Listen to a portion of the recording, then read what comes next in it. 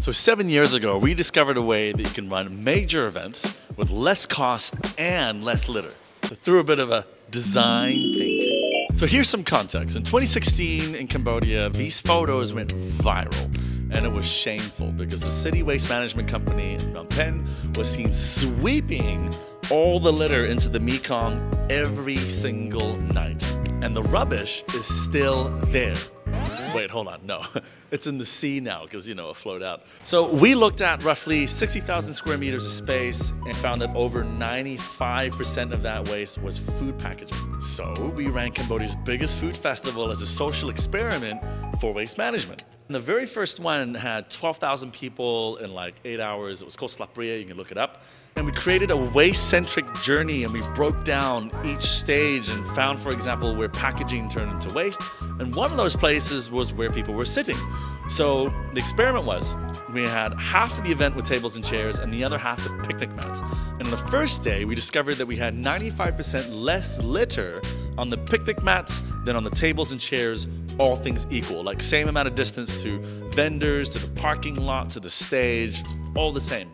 So on the second day, we put half of the resources from the picnic mats to the tables and chairs, thinking, you know, maybe it's like a ratio thing, you know, like you gotta have 2 to 1 and it might work.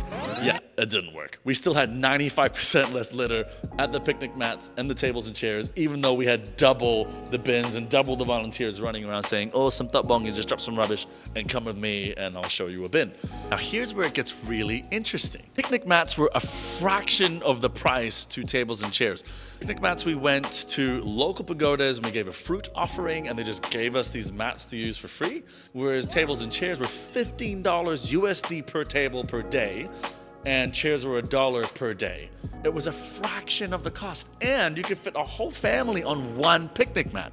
So we essentially discovered a way that you can run a major public event with less money and less litter just by designing the event a little bit differently. So number one, because of the size of the event, people thought it was because it was free and how big it was. People sort of expected to be served at tables and chairs.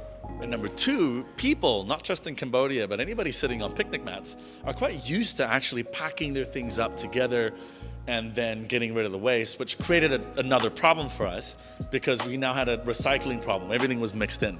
That'll be for another video. So if you're interested in learning more, follow, subscribe. I'm about to release a 35-step guide on sustainable outcomes, so stay tuned. Otherwise, if you're interested in lasting sustainable outcomes, you can get in touch with us for our coaching and consultancy programs, and we can help you on your sustainability journey.